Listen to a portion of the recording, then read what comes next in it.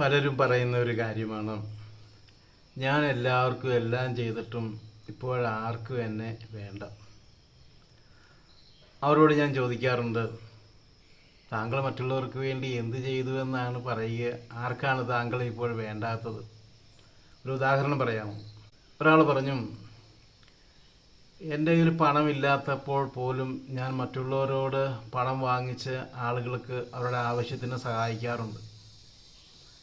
എന്നാൽ പല ആളുകളും അവരുടെ കയ്യിൽ പണം ഉണ്ടായിട്ട് പോലും എനിക്കത് തരാറില്ല. അങ്ങനെ ഞാൻ ആരോട് കടം വാങ്ങിച്ചോ അവരുടെ കടക്കാരനായിട്ട് ഞാൻ മാറുന്നു. എൻ്റെ ആവശ്യത്തിന് വേണ്ടിയല്ല ഞാനത് ചെയ്തത്, വേറൊരാളെ സഹായിക്കാൻ വേണ്ടി ചെയ്തതാണ്. അവസാനം ഞാൻ കെണിയിലായി മാറിയിരിക്കുന്നു. അയാളോട് ഞാൻ ചോദിച്ചു, താങ്കൾ എന്തിനാണ് അങ്ങനെ സഹായിക്കാനായിട്ട് പോയത്? ബൈബിളിൽ രണ്ടുടുപ്പുള്ളവൻ ഒന്ന് ഇല്ലാത്തവന് കൊടുക്കട്ടെ എന്ന് പറയുന്നുണ്ട്, ഉള്ളവനോട് സഹായിക്കാനായിട്ട് പറയുന്നുണ്ട്. താങ്കൾ എന്തിനാണ് കടം വാങ്ങിച്ച് വേറൊരാളെ സഹായിക്കാനായിട്ട് പോകുന്നത്?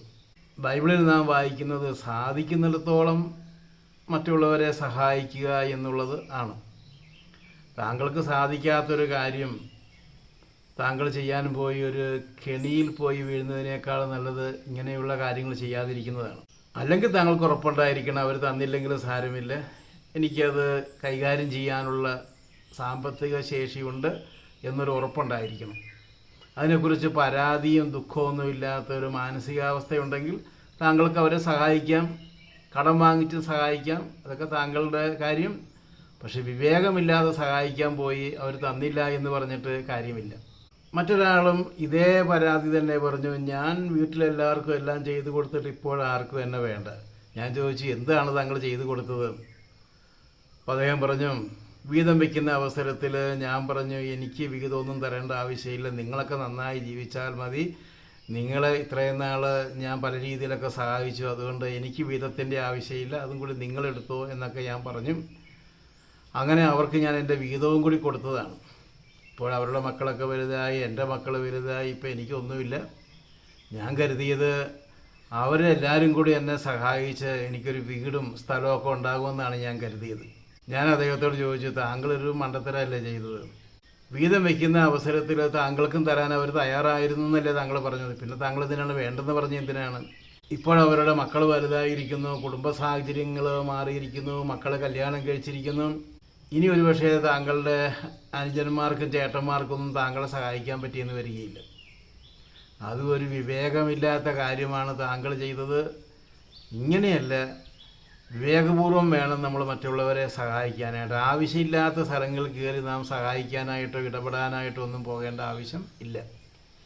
അപ്പോഴാണ് അയാൾ അതിനെക്കുറിച്ച് ഗൗരവമായി ചിന്തിക്കുന്നത്. വിവാഹിതയായ ഒരു സ്ത്രീ പറഞ്ഞ കാര്യം ഞാൻ ഓർക്കുന്നു. ഞാൻ എല്ലാവർക്കും എല്ലാം ചെയ്തു ഉപകാരം ചെയ്യാനായിട്ട് പോയി അവസാനം ഞാനിപ്പോൾ വലിയ ഗതികെട്ട അവസ്ഥയിലായി മാറി. എൻ്റെ അപ്പനും അമ്മയും വളരെ കഷ്ടപ്പെട്ടാണ് എന്നെ പഠിപ്പിച്ചത്. എനിക്കൊരു ചെറിയ ജോലി കിട്ടി.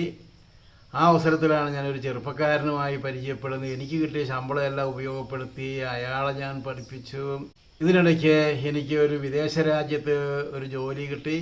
അയാളെയും കൂടി വിദേശ രാജ്യത്തിലേക്ക് കൊണ്ടുവരാൻ വേണ്ടി ഞാൻ പണം മുടക്കി. അങ്ങനെ എനിക്ക് വേണ്ടി കഷ്ടപ്പെട്ട് എൻ്റെ അപ്പനും അമ്മയ്ക്കും വേണ്ടി ഒന്നും ചെയ്യാനായിട്ട് പറ്റിയില്ല. എനിക്കിഷ്ടം തോന്നിയ ഒരു ചെറുപ്പക്കാരന് വേണ്ടി എനിക്ക് കിട്ടിയ പണം മുഴുവനും ഞാൻ ചെലവഴിച്ചു. ഞാൻ ആ വ്യക്തിയെ തന്നെയാണ് വിവാഹം കഴിച്ചത്, ഞങ്ങൾക്ക് മക്കളുണ്ടായി. പക്ഷേ അതൊരു വലിയൊരു പ്രശ്നമായിട്ട് മാറുകയാണ്. ആ വ്യക്തിക്ക് പല മാനസികമായ ബുദ്ധിമുട്ടുകളുണ്ട്, സംശയപ്രകൃതി പോലെയുണ്ട്. ക്രമേണയാണ് ഞാൻ മനസ്സിലാക്കി ഇത്ര നാൾ ചെയ്തത് വലിയൊരു പൊട്ടത്തരമായി പോയി. എൻ്റെ അപ്പനും അമ്മയ്ക്ക് വേണ്ടി എനിക്കൊന്നും ചെയ്യാനായിട്ട് പറ്റിയില്ല. അതുമാത്രമല്ല, ഞാൻ കല്യാണം കഴിച്ചിരിക്കുന്ന വ്യക്തി ഞാൻ പ്രതീക്ഷിച്ചതുപോലെയല്ല.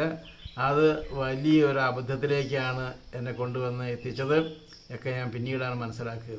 ഇതുപോലെ പല ആളുകളും പല കാര്യവും പറയാറുണ്ട്. ഞാൻ എല്ലാവർക്കും എല്ലാം ചെയ്തു, ആളുകളെ ആശുപത്രിയിൽ കൊണ്ടുപോയി. ഒരാൾ പറഞ്ഞു, ഞാൻ നാട്ടിലുള്ള പലരെയും ഞാൻ ആശുപത്രിയിൽ കൊണ്ടുപോയിട്ടുണ്ട്, ഇപ്പോൾ എൻ്റെ കാര്യം വന്നപ്പോൾ ആരുമില്ല. ഞാൻ ചോദിച്ചു, താങ്കൾ ആരെയാണ് കൊണ്ടുപോയത്? അപ്പോൾ അദ്ദേഹം പറഞ്ഞു, എൻ്റെ അയൽവക്കത്ത് ഒരു വ്യക്തി രോഗിയായപ്പോൾ അവർ പെട്ടെന്ന് ആംബുലൻസ് വിളിച്ചു. ഞാൻ എൻ്റെ വണ്ടി എടുത്ത് അതിൻ്റെ പുറകെ പോയി അവർക്ക് വേണ്ട കാര്യങ്ങളൊക്കെ ചെയ്ത് കൊടുത്തു. ഞാൻ ചോദിച്ചു, താങ്കൾ എന്തിനാണ് എൻ്റെ പുറകെ പോയത്? അവർ വീട്ടുകാരൊക്കെ പോകുന്നുണ്ടായിരുന്നല്ലോ, പിന്നെ താങ്കൾ എന്തിനാണ് പോയത്? താങ്കൾ അവർ ക്ഷണിച്ചോ? ഇല്ലില്ല. അയാൾ പറഞ്ഞു, അവരാരും എന്നെ ക്ഷണിച്ചൊന്നുമില്ല, പക്ഷെ മറ്റുള്ളവരെ സഹായിക്കേണ്ടത് എൻ്റെ കടമയല്ലേ. ഇതുപോലെ അവരുടെ സമയവും പണമൊക്കെ ചെലവഴിക്കുന്ന ധാരാളം ആളുകളുണ്ട്.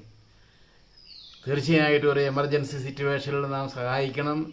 നല്ല ശമറിയാക്കാരൻ്റെ കാര്യം നാം ബൈബിളിൽ വായിക്കുന്നുണ്ട്. ആരും സഹായിക്കാനില്ലാത്ത മുറിവേറ്റ ഒരാളെ അദ്ദേഹം സഹായിക്കുന്നുണ്ട്. അതൊക്കെ നാം ചെയ്യണം. പക്ഷേ നാം ചെയ്യാൻ കടപ്പെടാത്ത കാര്യങ്ങൾ വിവേകമില്ലാതെ ചെയ്ത് പണം നഷ്ടപ്പെടുത്തി, സമയം നഷ്ടപ്പെടുത്തി, അതുപോലെ മറ്റുള്ളവരെ പഠിപ്പിച്ച് വിവാഹമാക്കി മാറ്റി അവസാനം വലിയ ഗതികേടിലേക്ക് പോകേണ്ട ആവശ്യമില്ല. നാം എത്ര ശ്രമിച്ചാലും നമുക്ക് എല്ലാവർക്കും എല്ലാം ആകാനായിട്ട് പറ്റുകയില്ല. അതുകൊണ്ടാണ് വിശുദ്ധ പൗലോസ്ലീഹ പറഞ്ഞത്, സാധിക്കുന്നിടത്തോളം എല്ലാവരോടും രമ്യതയിലും സ്നേഹത്തിലും കഴിയാനായിട്ട് ശ്രമിക്കുക. സാധിക്കുന്നിടത്തോളം നിനക്കിത് പറ്റുമോ? ഈ കടം നിനക്ക് താങ്ങാവുന്നത് ആണോ? നീ ഇപ്പം ഈ കാര്യം ചെയ്യേണ്ട ആവശ്യമുണ്ടോ? അയാളെ ആശുപത്രിയിൽ കൊണ്ടുപോകാനായിട്ട് വീട്ടുകാരുള്ളപ്പോൾ പിന്നെ നീ എന്തിനാണ് ആവശ്യമില്ലാതെ അവർ പോലും ക്ഷണിക്കാതെ അതിൻ്റെ പുറകെ പോകുന്നത്? നാം ഇങ്ങനെ പോയി കഴിഞ്ഞാൽ നാട്ടുകാരും വീട്ടുകാരും ഒക്കെ നമ്മളെങ്ങനെ ഉപയോഗിച്ചു കൊണ്ടേയിരിക്കും. അവസാനം നാം കറിവേപ്പില പോലെ ആർക്കും വേണ്ടാത്തൊരു വ്യക്തിയായിട്ട് മാറും. നാം ആവശ്യമില്ലാത്ത കാര്യങ്ങൾ സഹായിക്കാനും ഇടപെടാനൊക്കെ പോയാൽ നമ്മുടെ വില തന്നെ പോകും. ചില ആളുകൾ ഇങ്ങനെ വഴക്കുണ്ടാക്കാൻ നടക്കുന്ന ആൾക്കാരുണ്ട്. ആളുകൾ എന്തെങ്കിലും പ്രശ്നമുള്ളപ്പോൾ അവരെയാണ് മുൻവശത്ത് നിർത്തുന്നത്. അവർ തെറി പറയാൻ തയ്യാറാണ്, വായി തോന്നുന്നതൊക്കെ വിളിച്ച് പറയുന്നു. അവസാനം അയാളെ കൊണ്ടുപോയ ആൾക്കാർ മാറിക്കളയും. അയാൾ ഒറ്റയ്ക്ക് വലിയ ബുദ്ധിമുട്ടിലൂടെ കടന്നു പോകേണ്ടതായിട്ട് വരും. നാം ഓരോരോ കാര്യം ചെയ്യുന്നതിന് മുമ്പ് വളരെ ആലോചിച്ച് നോക്കുക. യേശുക്രിസ്തു എല്ലാവർക്കും എല്ലാം ആകാനായിട്ട് ശ്രമിച്ചില്ല. ഒരിക്കലും യേശുക്രിസ്തുവിനെ ചില ആളുകൾ രാജാവാക്കാനായിട്ട് ശ്രമിച്ചു. യേശുക്രിസ്തു പറഞ്ഞു, ഇല്ലില്ല, ഞാൻ നിങ്ങളെ രാജാവാകാൻ വേണ്ടി വന്ന ആളല്ലെന്ന് യേശുക്രിസ്തു പറഞ്ഞു. എൻ്റെ രാജ്യം നിങ്ങളുടെ ഈ രാജ്യമൊന്നുമല്ല. അതുകൊണ്ട് നാം എല്ലാവർക്കും എല്ലാമൊന്നും അങ്ങനെ ആയിത്തീരേണ്ട ആവശ്യമില്ല. നാം ചെയ്യേണ്ട കാര്യങ്ങൾ വളരെ ആലോചിച്ച് ചെയ്യേണ്ട സമയത്ത് ചെയ്യേണ്ട രീതിയിൽ ചെയ്യുക.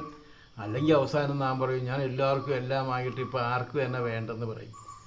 അത് നമ്മൾ തന്നെ പ്രവർത്തന രീതിയിൽ വന്നുപോയ ചില അബദ്ധം കൊണ്ടാണെന്ന് മനസ്സിലാക്കുക. ഇങ്ങനെയുള്ള കാര്യങ്ങൾ തിരുത്താനായിട്ട് ശ്രമിച്ചു കഴിഞ്ഞാൽ ഒത്തിരി അബദ്ധങ്ങൾ നമുക്ക് ഒഴിവാക്കാനായിട്ട് പറ്റും.